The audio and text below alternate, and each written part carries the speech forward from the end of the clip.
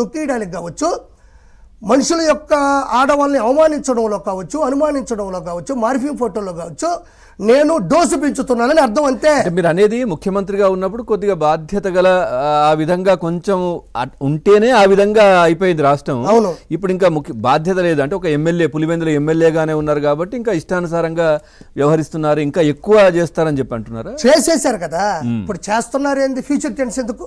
Positive tense తీసుకోండి, present tense తీసుకోండి. తెనాల్లో గంజాయి దాగి ఒక హెడ్ కానిస్టేబుల్ పట్టుకున్న సంపపోతే హత్యా ప్రయత్నం అటెంప్ట్ మర్డర్ చేస్తే వాళ్ళ దగ్గరికి వెళ్ళి పర్యవేక్షించి వాళ్ళతో మాట్లాడి బయటకు వచ్చి అంటాడు వాళ్ళ మీద గతంలో ఎన్ని కేసులు ఉన్నాయో ఎందుకు ఉన్నాయో నాకు తెలియదు అంటున్నాడు. ఒక కేసు ఉంది చిన్నప్పుడు ఏదో ఎందుకో నేను ఇప్పుడు మీకు కావాలంటే నేను అనుకోలేదు, పొంకాలుగా దస్తావేజులు ఉన్నాయి. నిజంగా చెప్పాలంటే పీడీ యాక్టర్ పెట్టాలి ఒక్కొక్కరి పైన. వాళ్ళకి మీద ఉన్న కేసులు చీటింగ్ కేసులు ఉన్నాయి, అటెంప్ట్ మర్డర్లు ఉన్నాయి, కిడ్నాప్లు ఉన్నాయి, బలవాన్ మరణం చేసేటువంటి పరిస్థితులు ఉన్నాయి, బెదిరింపులు ఉన్నాయి. వీళ్ళంట ఒక చిన్న పిల్లలంట, వాళ్ళలో ఒక లాయర్ ఉన్నారంట. ఆ కేసులు ఏందో నాకు తెలియదు, కానీ నేను పరామర్శించడానికి వచ్చాను. విమర్శించాల్సిన వ్యక్తులు పరామర్శిస్తే ఇలానే ఉంటుంది. జనాలు ఇచ్చేటువంటి రిజల్ట్ 11-5 పోతాయి. అయితే ఈ మధ్యకాలంలో ఒక ఇద్దరు మాట్లాడుతున్నారు నిబ్బాలు, వైఎస్ఆర్సీపీ నిబ్బాలు. ఒకటి బైరెడ్డి సిద్ధార్థరెడ్డి, 2 పేర్ని కిట్టు. రప్ప రప్ప రప్ప రప్ప అక్కడ డిజిట్ దాడితే 175కి ఒక్క సీటు గెలిచే అవకాశం వచ్చేసినా కూడా ఒక్క నాయకుడు కూడా ఉండడు. ఆ రప్ప రప్ప సమయం వచ్చినప్పుడు చేస్తాను. మనోడికి సీట్ ఇస్తే 50,000 చిల్లర్లు ఓటుతో ఓడిపోయినాడు కొల్లూరు రవీంద్ర గారి మీద. ఈ పిల్లోడు మాట్లాడతాడు, ఈ నిబ్బ. అతనేమో ఎగుశ్వాస దిగుశ్వాస అంటాడు అతను. వీళ్ళు మాట్లాడే నిబ్బా మాటల వల్ల ఈ 11లో ఈ పిల్లకాయలు ఇద్దరు చెరువుడు పట్టుకుని పోయేటట్టున్నారు. మిగిలేదు శూన్యం, దాన్నే 0 అంటారు. అంటే జగన్మోహన్ రెడ్డి కూడా గెలవరా? జగన్మోహన్ రెడ్డి కూడా గెలవరా అంటే ఇప్పుడు నేనున్నాను, నేను తప్పు చేశానంటే 1, 2 పోనీలని నా కుటుంబం కూడా ఇదే కంటిన్యూ అవుతే ఖచ్చితంగా 100% కంటిన్యూ. అంటే 5 సంవత్సరాలకి 5 రోజుల ముందు చేసినట్టు కాదు కదా, 1 year నుంచి ఇలాంటి పరిస్థితులు చేసుకుంటూ పోతున్నాడు. కాబట్టి ఆయన పుట్టినిల్లు అయినటువంటి, ఆయన సొంత ఊరైనటువంటి పులివెందుల్లో కూడా వాళ్ళు మనుషులే. వాళ్ళ పిల్లలు కూడా గంజాయి మత్తుకు బానిసవ్వాలని కోరుకోరు, మద్యానికి బానిసవ్వాలని కోరుకోరు, ఈయన చేసేటువంటి ఆగడాలు పర్యటనలో కార్ల కింద పడాలని కోరుకోరు, రప్ప డైలాగులు చెప్పాలని కోరుకోరు. ఐఏఎస్లు, ఐపీఎస్లో, జడ్జిల్లో, లాయర్లో, టీచర్లో, ప్యూన్లో అవ్వాలని కోరుకుంటారు, సాఫ్ట్వేర్ అవ్వాలని కోరుకుంటారు. జగన్ కూడా వెళ్ళి జిందాబాదులు కొట్టు, టైర్ కింద పడు, ఎవరో ఒకరిని లేపేసాయి అని ఏ తల్లిదండ్రులు కోరుకోరు. పులివెందుల్లో ఉండేది కూడా మనుషులే, తల్లిదండ్రులే. ఇప్పుడు అతని గురించి నిదానంగా తెలుసుకుంటున్నారు. ఈయన డోసు పెంచే ఉంది, అతన్ని అర్థం చేసుకునేటువంటి పరిస్థితి యొక్క డోసు కూడా జనాలకు అర్థమవుతుంది.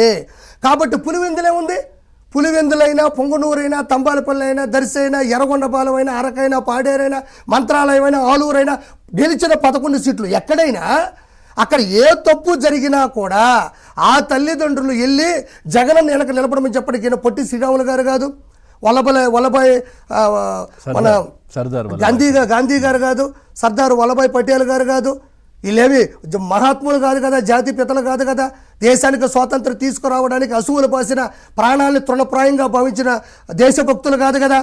1-2 సార్లు చూస్తారు, వాళ్ళకి కూడా తెలుసుకోవడానికి.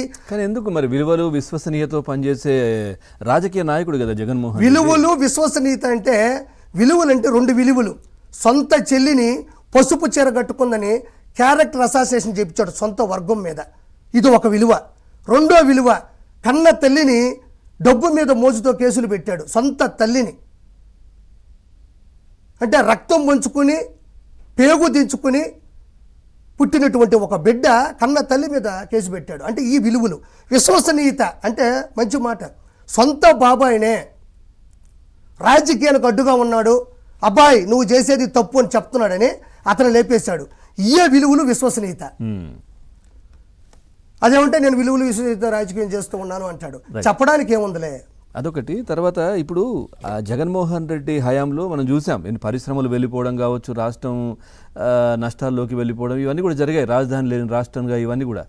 ఏంటది రిషికొండ ప్యాలెస్కి సంబంధించి ఇప్పటికి కూడా ప్రభుత్వం ఆలోచన చేస్తుంది, ఏం చేయాలో తెలియట్లేదు. అంత పెద్ద ప్యాలెసు, అంత పెద్ద కట్టుకున్నటువంటి ప్లేసు, సో వాళ్ళ కూతురికి 2 బిల్డింగ్లు, అందులో ఆయన ఉండడానికి ఒక బిల్డింగు, ఇన్ని కట్టుకున్నారు కదా, ఇప్పుడు ఏం చేయాలో తెలియట్లేదు. అవును, అంటే మొదటిగా ప్రజలకు తెలియాల్సింది ఋషికొండ అనేది మనం అనుకునే మణికొండ కాదు. ఏదో మణికొండలో ఒక కొండ కొట్టేసి ఇల్లు కట్టుకున్నంత ఈజీ కాదు.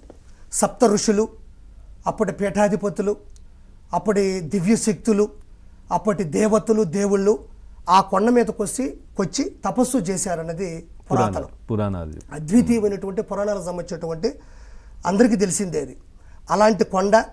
రెండోది విశాఖపట్నానికి అదనపు ఆకర్షణ అయినటువంటి బీచ్ వ్యూ అయినటువంటి ఆ కొండని కొట్టేసి చుట్టూ పరదాలు కట్టి అటువైపుకి డ్రోన్ కెమెరాలు రానియకుండా, పొర్రపాటున ఎవడన్నా పిల్లోడు ఆడుకోవడానికి పోయినా, ఎవడన్నా గాడి తప్పి బైక్ వేసుకొని పోయినా వాళ్ళు కేలకత్తం దుకాన్ బంద్. అరుంధతి సినిమాలో చెప్తుంటారు, అటువైపుకి వెళ్ళకమ్మా